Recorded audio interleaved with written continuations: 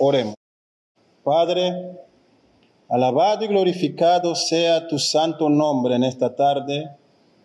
Estamos agradecidos, Señor, porque en tus misericordias tú has permitido que esta iglesia mantenga las puertas abiertas para la reunión de tus santos, Señor, quienes acuden a ti en adoración y alabanza. Cada día, Señor, podemos ver tu palabra cumplida. Grande son tus misericordias, nuevas son cada mañana. Señor, en este momento rogamos que tú nos ilumines por medio del poder de tu Santo Espíritu, el cual tú has dado a todos tus hijos, Señor. Llénanos de él para que podamos exponer tu palabra de una manera fiel y verdadera, y para que tú recibas toda la gloria. También, Señor, a tus hijos que están aquí, ilumínales para que puedan comprender tu palabra. Señor, transfórmanos por el poder de tu santa palabra. Aviva nuestros corazones, Señor. Ayúdanos a que podamos obedecerla y aplicarla a nuestras vidas y compartirla con otros. Señor, recordamos a tus hijos que están padeciendo enfermedades, aún por causa de esta pandemia, Señor. Tu palabra dice que a quienes te aman, todas las cosas ayudan a bien. Sabemos, Señor, que tú los sostienes con tu mano poderosa.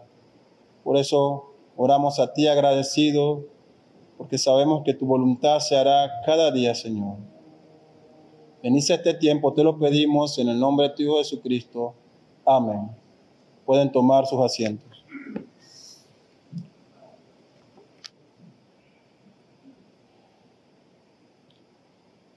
Como hemos leído en nuestras Biblias, el Evangelio de Mateo, esta parábola dada por Jesús en este Evangelio es muy importante para nosotros hoy, para la iglesia cristiana. La misma parábola está entrelazada con el capítulo 24 del Evangelio de Mateo y aún con las siguientes parábolas que prosiguen después del verso 13. Es una clara advertencia sobre la necesidad de estar preparados para el regreso de Cristo. Ella prosigue de este verso 44 del capítulo 24, en el mismo de Mateo, que dice así: por tanto también vosotros estad preparados, porque el Hijo del Hombre vendrá a la hora que no pensáis. Así que después de esta advertencia tenemos entonces esta enseñanza dada por Cristo, que comúnmente se conoce como la parábola de las 10 vírgenes. Y al igual que nosotros en la actualidad, esta parábola se desarrolla en medio de una festividad. En este caso es el relato de una boda, pero habla acerca del estar preparado en esa boda. De la misma manera en que nosotros este domingo nos preparamos para recordar el nacimiento de Cristo mientras cantamos estos hermosos himnos como el 140 que decía: el verbo se humanó, se hizo hombre.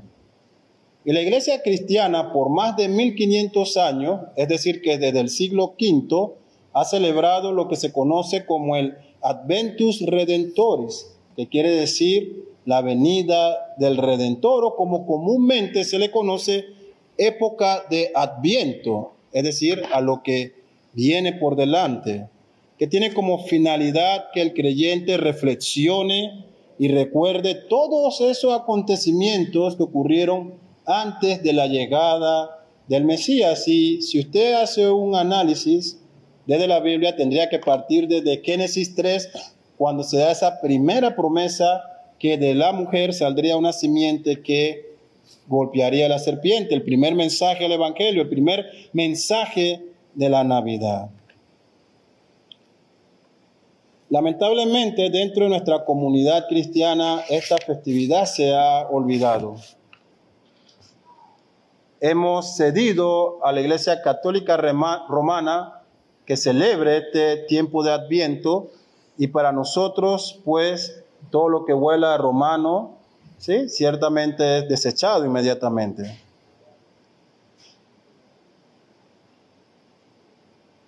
Este tiempo de prepararse, estar preparado, es un claro mensaje que Cristo ha hecho a lo largo de todos los evangelios. Y para poder entender esta parábola es necesario que podamos ver brevemente en el contexto cómo se celebraba una boda en la época de Cristo, una boda según la costumbre judía. El doctor William Hendricks, en su libro Más que Vencedores, nos habla un poco acerca de esta ceremonia o de todo aquello que se llevaba a cabo en estas bodas judías, totalmente diferente a nuestras costumbres matrimoniales en la actualidad.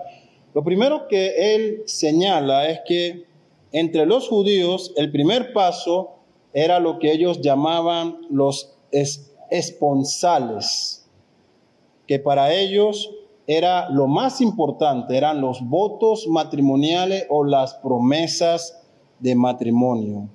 Significaba algo mucho más serio que el compromiso para nosotros. En pocas palabras, al darse estos votos matrimoniales entre el novio y la novia, ellos ya estaban legalmente casados. Por eso que usted cuando lee el Evangelio en Lucas, ve que José, ya aunque no vivía con María, ya se consideraba casado ante ella. Y cuando recibe la noticia de que ella tendrá al Mesías, él procura escaparse a escondidas y que él fuera el culpable como de un abandono al matrimonio. Porque aunque no convivían juntos y no se había dado la ceremonia como tal, ya habían pasado este primer paso del compromiso o de los esponsales. Luego de los esponsales, entonces, viene el intervalo de las bodas. Y durante este intervalo, el esposo pagaría al padre la dote por la novia, ya sea en especies o, como en el caso de Jacob con Labán, a través de un servicio que ofrecería al padre para pagar ese costo por la novia. Después entonces se daría la procesión al final de este intervalo de pagar la dote. La esposa se prepararía y se ataviaba en su casa, mientras que el esposo con su mejor traje y acompañado de sus amigos cantaban y llevaban antorchas hacia el hogar de la novia. Así que el esposo con sus amigos iba a tener una procesión con antorchas y cánticos, donde llegaría a la casa de la novia, la buscaría y luego regresarían juntos a través de otra marcha hacia el lugar donde ellos vivirían y o el lugar donde se desarrollaría la cena de boda, que era el último paso ya en la celebración, y esto podía durar 7 días o un poco más, 14 días o algo así. Así que a diferencia de Occidente, en esta región, la boda tenía como figura principal al novio, algo totalmente diferente a nosotros. En la actualidad esperamos todo, nos comemos las uñas, que la novia llegue mientras el novio está esperando en el altar, pero en la cultura oriental era el novio la figura principal, y este novio venía desde su casa podía estar muy lejos o cerca. Así que era todo un espectáculo mientras ellos esperaban al novio. Así que teniendo esto en mente, entonces nuestro Señor Jesucristo habla en el verso 1 diciendo: entonces el reino de los cielos será semejante a 10 vírgenes que tomando sus lámparas salieron a recibir al esposo. Esta parábola inicia dándonos una descripción del reino glorioso de Dios. Basilea, lo que quiere decir esta palabra, el reino. Es este lugar en los cielos donde el Mesías está, y habla del momento en el que Mesías vendrá a ejercer su dominio total y absoluto. Así que en esta parábola la misma inicia describiendo desde el reino de los cielos a una clase de personas. Él dice, es semejante a 10 vírgenes, refiriéndose a mujeres solteras o doncellas, eran mujeres no casadas, que fungían como damas de honor en esta boda. El texto nos dice que estas chicas, dice, salen a recibir al esposo. La ilustración de esta parábola nos ubica en la ceremonia judía cuando están a la espera de que el novio venga de su marcha. Es necesario que entendamos que las vírgenes descritas aquí eran personas conocidas, íntimas del novio y de la novia, personas de confianza que eran elegidos para esta función de ser damas de honor, aquellas que ayudarían a la novia o estarían ayudando en cualquier cosa que se desarrolle en esta boda.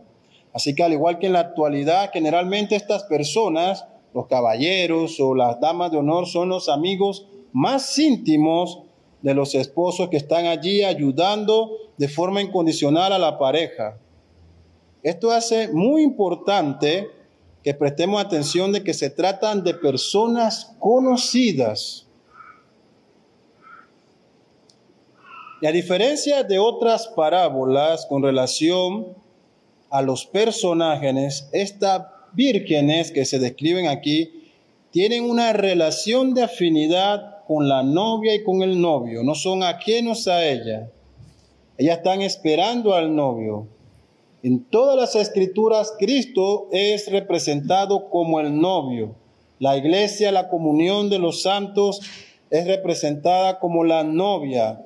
Por lo cual, entendiendo el contexto que hemos descrito y que se desarrolla en este pasaje, podemos comprender que estas vírgenes que se describen aquí son parte de esta boda, son parte conocidos de la novia y de los novios, están ayudando allí, representan a estas personas que están asistiendo a la iglesia, que están congregándose en la iglesia, personas que forman parte de la congregación, son conocidos, son íntimos, conocen al novio, y eso lo veremos al final, cuando ellas están llamando, como leímos en los versos 2 en adelante, Señor, Señor. Así que son personas, y pudiéramos identificarlas, personas que hacen una profesión de fe en la iglesia de forma pública, personas que dicen conocer a la novia y al novio, a la iglesia y a Cristo. Así que podemos identificarlas como personas, damas, en este caso las vírgenes, relacionadas de forma directa a la iglesia local de Cristo. Así que el Señor Jesucristo dice, el reino de los cielos es semejante a 10 vírgenes que tomando sus lámparas salieron a recibir al esposo. Una lámpara en el tiempo antiguo era un utensilio indispensable al nivel de su celular en la actualidad. Era una ceremonia que se iba a desarrollar en la hora nocturna y era necesario iluminar el camino durante esta marcha que se desarrollaba en la ceremonia. Así que ellas toman este implemento y van a la búsqueda del esposo, del novio. Pero aquí nos dice algo el verso 2. 5 de ellas eran prudentes y 5 insensatas.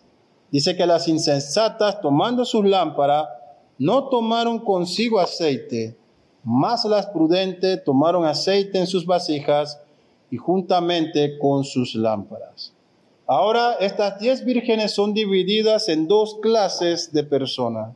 Tenemos que el reino es semejante a estas vírgenes. Y ahora estas vírgenes se identifican en 2 clases. La Biblia llama a un grupo prudentes y a otro grupo llama insensata. El texto bíblico hace esta descripción más profunda sobre la clase de personas que eran estas damas de honor. Sobre las 5 prudentes, el texto, la escritura que vemos aquí, el término frominos, nos dicen que se puede entender que eran sabias en la práctica, sabias y sensatas de una forma práctica, mientras que las insensatas se refiere a personas necias, lo opuesto a alguien sabio o sensato. Y es interesante lo que las escrituras nos muestran. La pregunta es ¿por qué? ¿O cuáles son las razones por las cuales el Señor describe a estas damas como insensatas y prudentes? Y esto lo observaremos en la narrativa ahora que se está desarrollando. Notamos entonces que el texto nos dice cuál fue el actuar de cada una de ellas.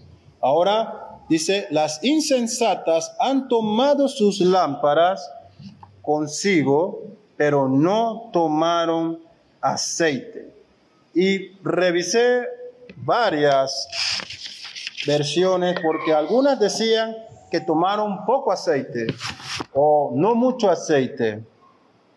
Más adelante, cuando le hace falta el aceite, la versión internacional, nueva versión internacional, dice que ellas quedándose sin aceite. Pero es interesante que en el original, la expresión que se utiliza dice, no tomaron aceite. Ni un poco, ni medio litro, ni media taza de aceite. No tomaron aceite.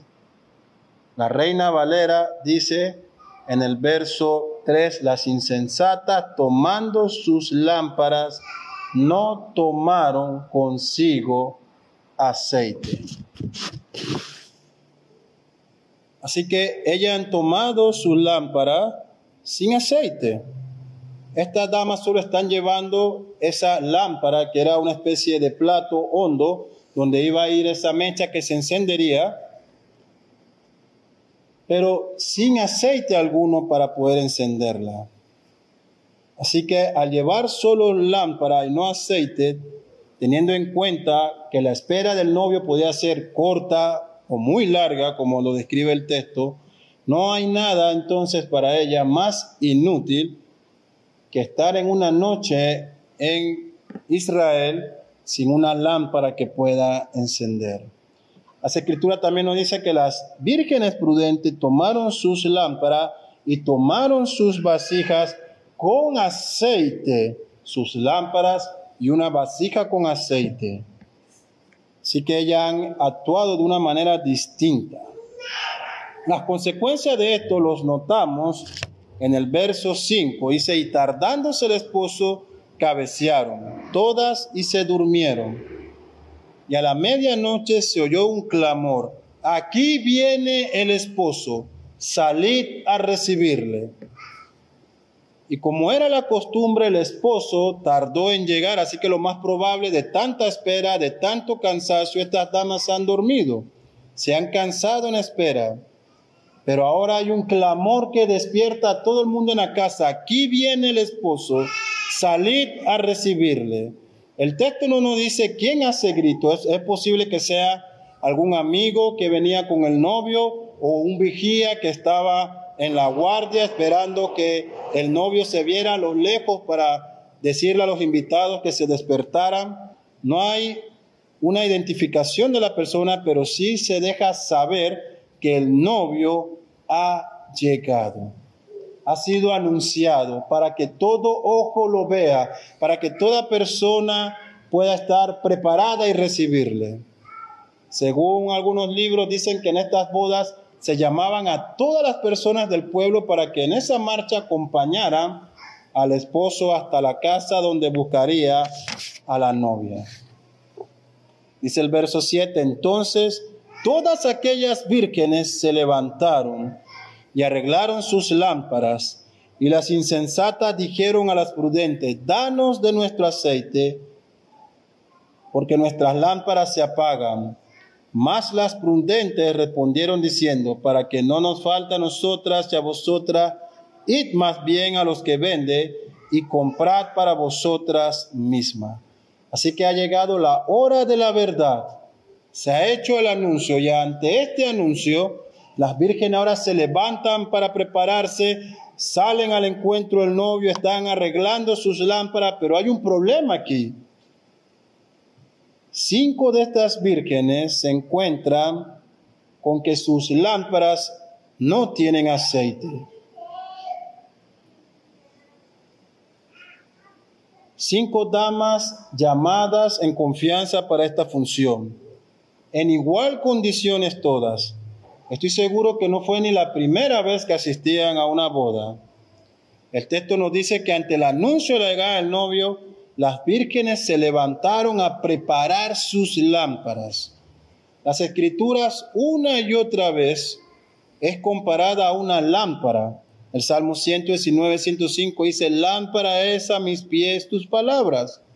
También el creyente es simbolizado como una lámpara. Mateo 5, 14, 16 dice, vosotros sois la luz del mundo. Una ciudad asentada sobre un monte no se puede esconder. Podríamos decir que aplicándolo a nuestras vidas, toda persona puede tener las escrituras. Cada individuo, muchos hogares en Panamá y en todo el mundo tienen una Biblia en la repisa de la sala. Tenemos Biblia en el trabajo, en algún otro lugar. Aquí dice que estas mujeres se han levantado a preparar sus lámparas. Pero hay un problema que la Biblia nos dice. Hace falta aceite para las lámparas de las vírgenes insensatas. ¿Qué pudiera significar el aceite?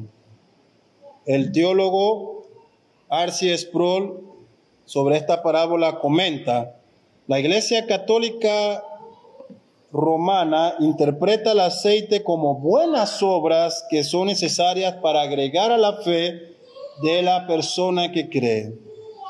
Mientras que históricamente la Iglesia cristiana protestante interpreta el aceite como el Espíritu Santo.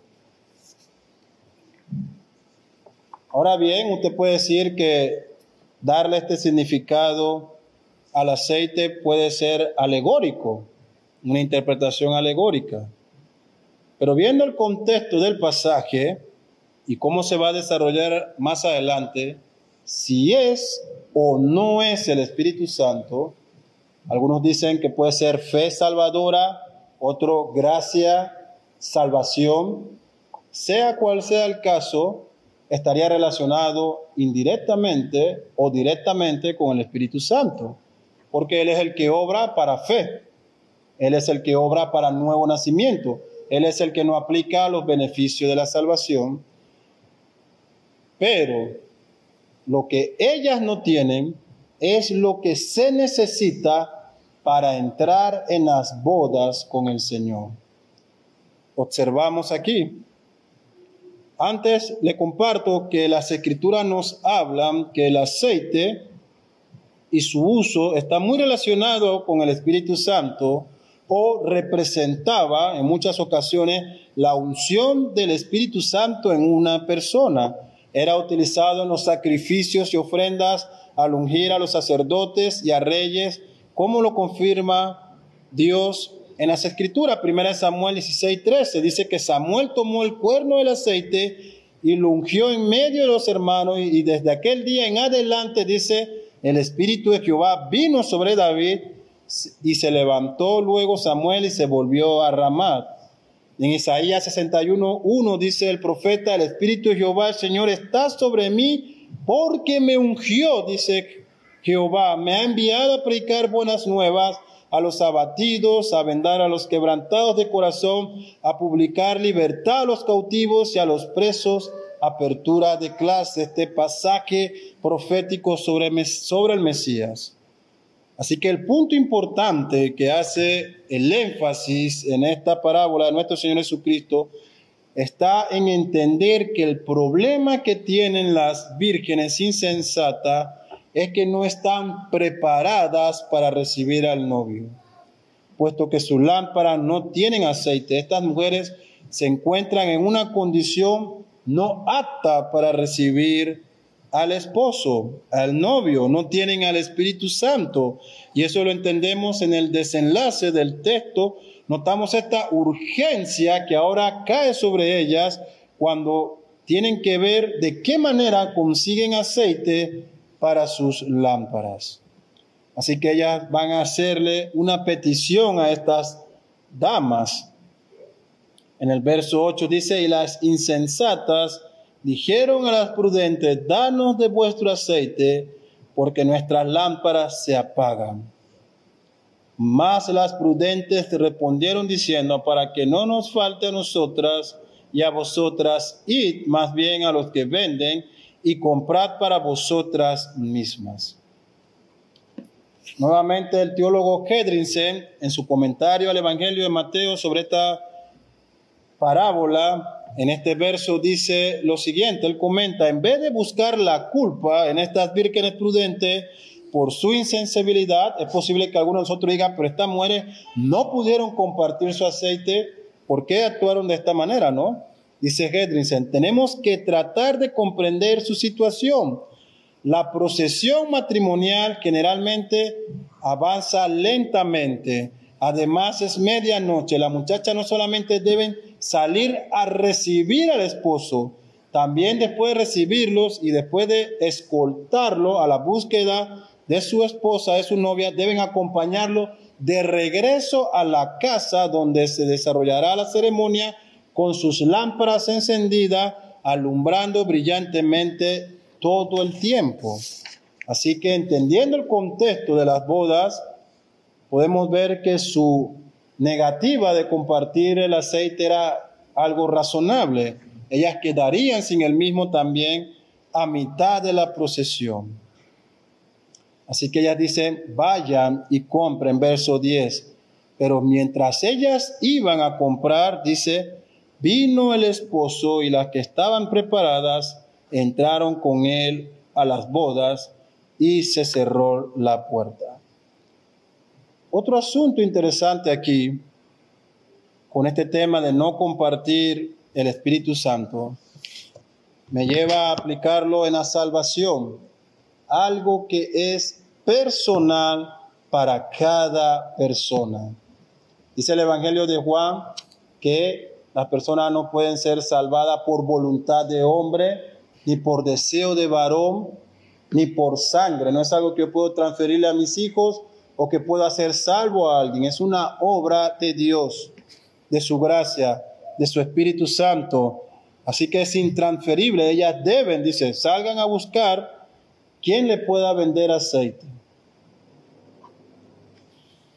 Así que en el verso 10, mientras estas mujeres están en este pueblo buscando algún bazar o tienda o tocando la puerta de algún vendedor en búsqueda de aceite, dice, el esposo llegó. Y miren el énfasis que ha acompañado esta parábola desde el verso 1. Y las que estaban preparadas,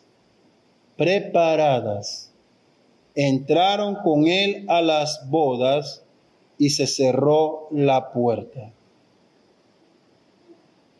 Así que después de la entrada del novio, la ceremonia se da por iniciada y las puertas se han cerrado. Ya más nadie entraría a esta celebración. Notamos aquí entonces que lo que tenían las vírgenes prudentes, ese aceite, y que era lo que le faltaba a las insensatas, fue la que las excluyó de esta celebración. Las prudentes estaban preparadas, sus lámparas ardían, estaban iluminadas y pudieron recibir al esposo y entrar con él antes que estas puertas se cerrasen.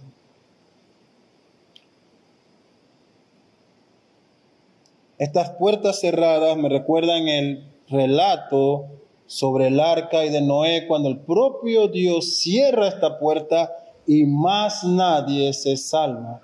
Más nadie tiene acceso a este arca. De la misma manera, más nadie tiene acceso a esta casa donde se lleva la boda. Las puertas se han cerrado. Y viene tal vez uno de los episodios más tristes que podamos ver y de mucho temor para el creyente.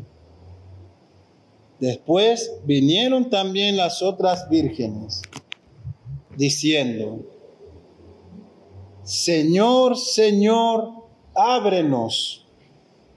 Señor, Señor, ábrenos. Este clamor, yo te conozco, tú eres el novio, te he estado esperando, he estado velando toda la mañana, me dormí, pero tuve que ir a buscar aceite y ver quién me compraba o quién me vendía, perdón, y venir preparada. Señor, Señor, ábreme la puerta, déjame entrar. Yo conozco a tu novia, te conozco a ti, a tus amigos, he escuchado de ti, ábreme.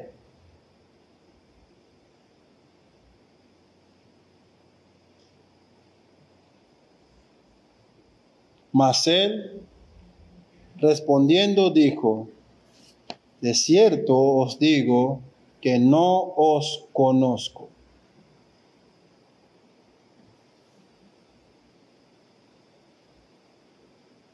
No se trata de un conocer acerca de no sé quién eres, no sé tu nombre o no sé de dónde vienes, sino de un conocer filial, íntimo. No eres de los míos, no eres parte de los invitados. No estás preparada, porque si fueras de los míos, si me conocieras de verdad, tu lámpara tendría aceite. Tú me hubieses esperado como los demás.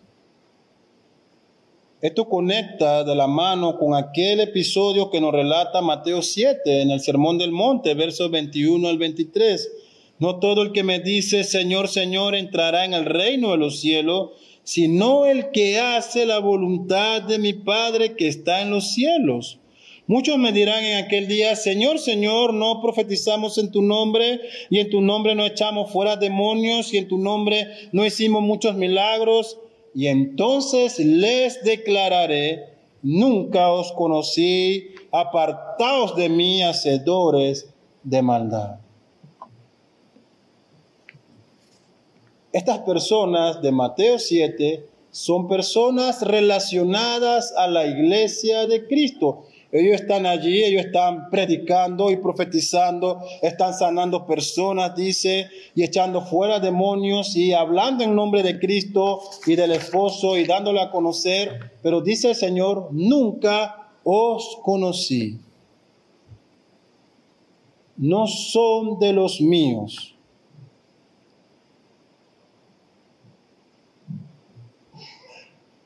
Así que vemos que se refiere a un conocimiento en cuanto a la salvación, al hecho de salvarles. El propio apóstol Pablo en Romanos 8:29 nos habla de esto, porque a los que antes conoció, dice, también los predestinó para que fuesen hechos conforme a la imagen de su Hijo, para que Él sea el primogénito entre muchos hermanos. Así que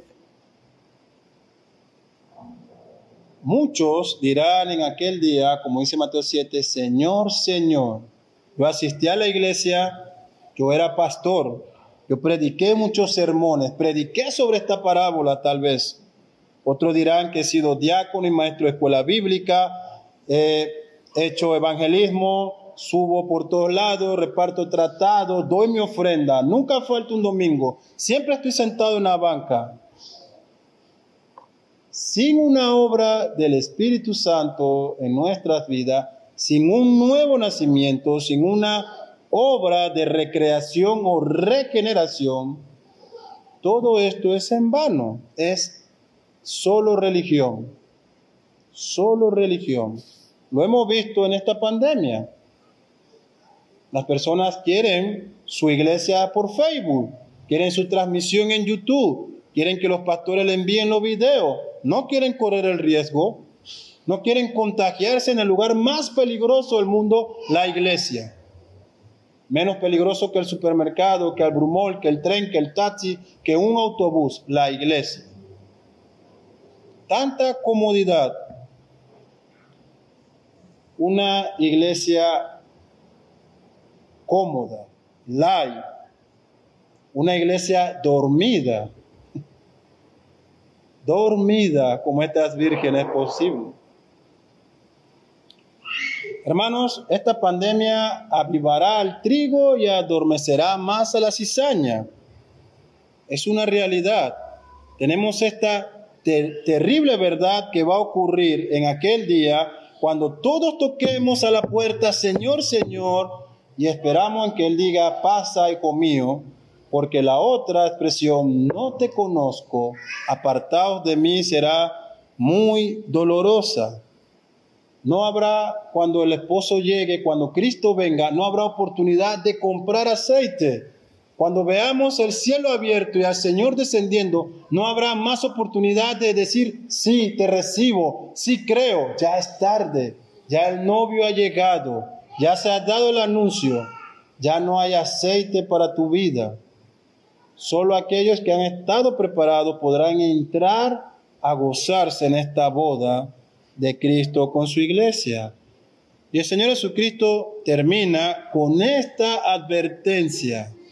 Verso 13 dice, velad, velad, pues porque no sabéis el día ni la hora en que el Hijo del Hombre ha de venir. ¿Será hoy? ¿Será dentro de 5 minutos? ¿Será por la noche? ¿Será en la madrugada tal vez? ¿Será mañana? ¿Veremos el 2021? Si usted lee y ve la televisión, la gente tiene esperanza en el 2021. Todos los males desaparecerán el 1 de enero.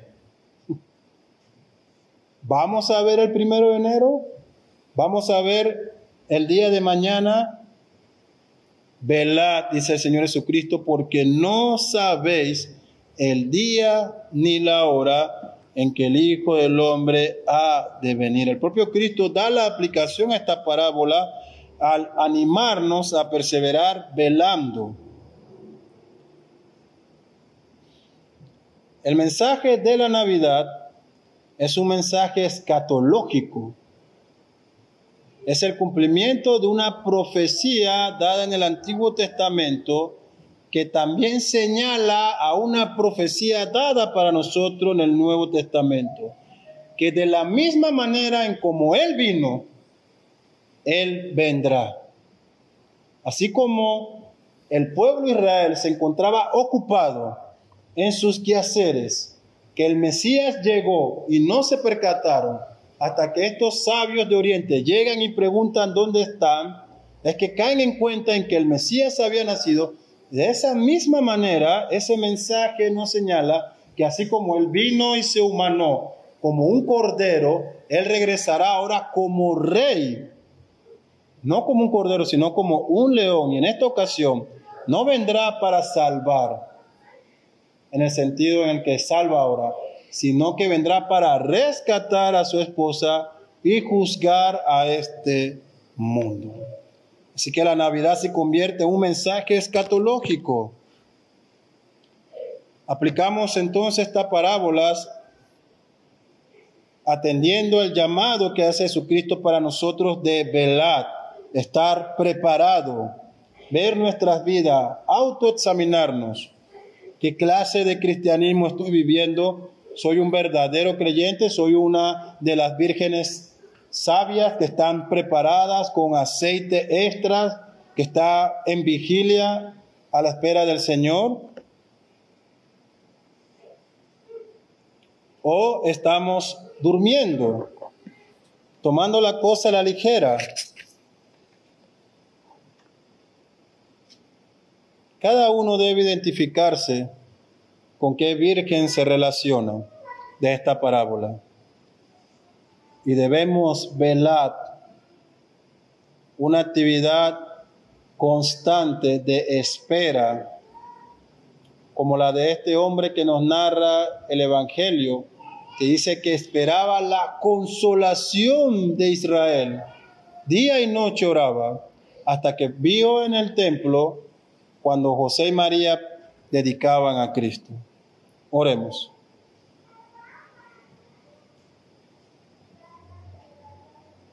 Oh Padre,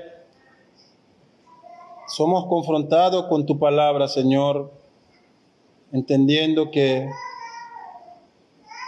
somos llamados a estar preparados por tu regreso.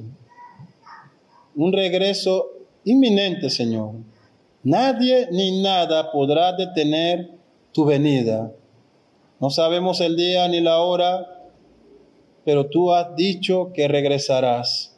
Y así como tú cumpliste esta profecía al enviar a tu Hijo encarnado, Señor, en su nacimiento, sabemos que se cumplirá esta profecía de tu regreso por tu iglesia.